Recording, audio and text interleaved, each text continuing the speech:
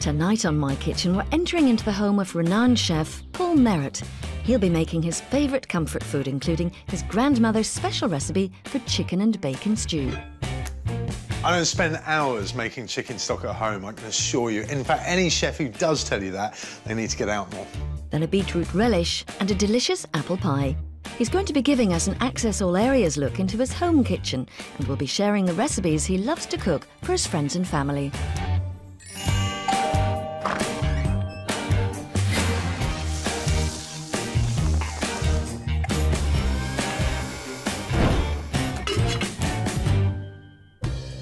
Paul Merrett is a successful chef and restaurant owner. Born in Tanzania to a South African mother and British father, Paul spent his early years in Zanzibar and moved to England when he was a young boy. His passion for food stems from his British grandmother, who first taught him how to cook. After training at the Ritz, he worked with chefs including Gary Rhodes and Peter Kronberg, going on to win Michelin stars for 2 top London restaurants. Paul is now chef and joint proprietor at the Victoria in East Sheen. And he lives in West London with his wife and 2 children, Eleanor and Richie. He's going to be making comforting dishes inspired by his grandmother's home-style cooking. But first, we're going to take a peek inside his favourite room in the house. Welcome to My Kitchen. In terms of family life, this room is the mothership. It really is the hub of the house. I'll give you a little tour, right? And this is the store cupboard over here. And there are a few things that are always in the cupboard. There's always chopped tomatoes, there's always beans, there's always coconut milk, there's always a jar of mango chutney, there's always some couscous. We cook out of here quite a lot, so I tend to keep nuclear survival bunker in here. So that's the store cupboard. So these are all my cookery books. I've written 2 published cookery books, but the very first cookery book I ever wrote is this one here. When I was at, would have been my primary school, Mrs. Page was the teacher. And really, I suppose in many ways, you know, she is responsible for me being stood here in my kitchen. And looking on the back of it, for some reason, I wrote, "I want Toyah Willcox." That's very bizarre. Right, so that's the bookshelf. A booze rack. Everybody's got a booze rack. I've got various kitchen porters from various parts of Eastern Europe, and they go away and they come back with stuff like this, right? And they give it to me and they say, "Chef, this is from my village. You drink this, you get very, very drunk." So because they've told me that, I thought I'm never ever going to drink that. So that's been there for years and probably will be there for many more years to come. I've worked in so many fantastic kitchens, but this is my kitchen. I love it. Tonight, Paul's making his ultimate comfort food menu inspired by his grandmother's cooking. Warming chicken and bacon stew, a delicious beetroot relish, and apple pie with sultanas for dessert. I'm cooking a chicken and bacon stew with vegetables. This is really genuinely Merrett family comfort food. There's nothing challenging. It's not difficult to cook. It's not difficult to buy the ingredients, but it is really, really good food. Okay. In this pan, I've got some onions, some chopped onions, which are just gently caramelising. Not a great deal of colour, just a little bit. Right, so in with the onions, we need to add some other little bits. This is garlic. I don't bother all that chop until it's all pureed at home, to be honest. I relax my cooking style at home quite a bit. So I just chop it up into little slices. Put all that in. Right, I need a little bit of bacon in here. We're going to put 2 meats in. We're going to put chicken and bacon, but frankly, you could use whatever you wanted. If you had a little bit of roast lamb left over from Sunday, it'd be perfect. You could leave the chicken out and replace it with pheasant in the autumn. That would be really nice. But I would say chicken is a pretty standard issue in our house.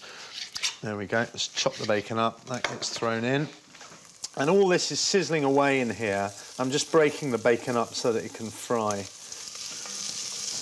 Right, OK, I'm going to add some herbs to this. The most obvious herbs for a sort of a slow-cooked chicken stew are rosemary and thyme.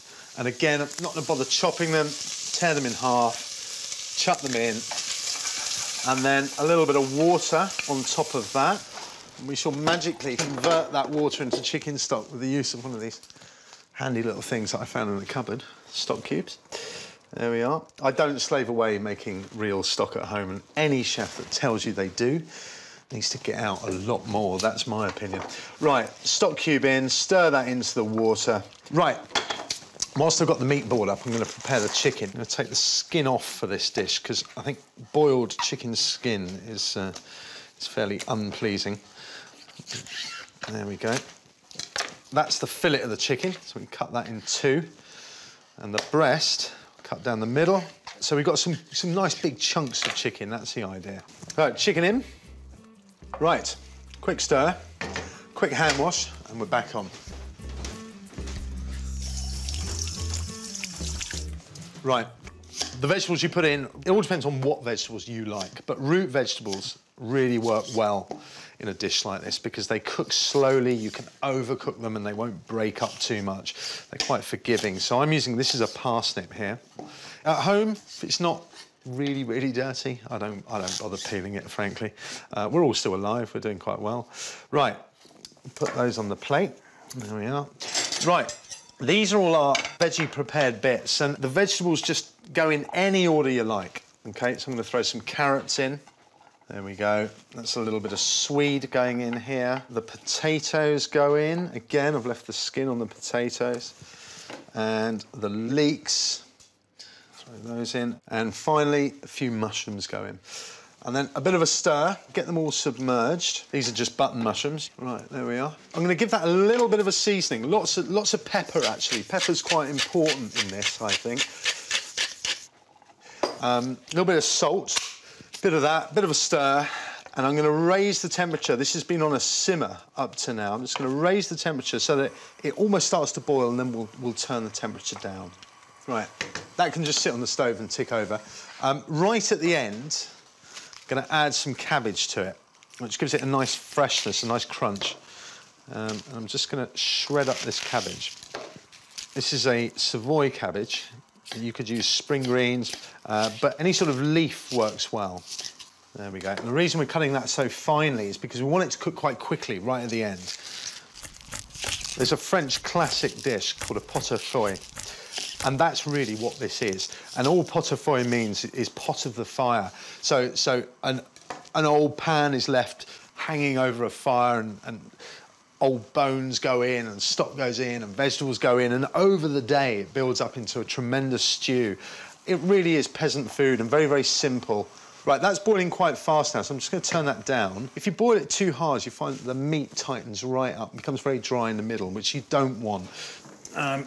Put the cabbage over there. That's going to go in right at the last minute. So whilst that's ticking over, I'm going to serve a beetroot relish with this, which works perfectly. And this is definitely something my granny would have made.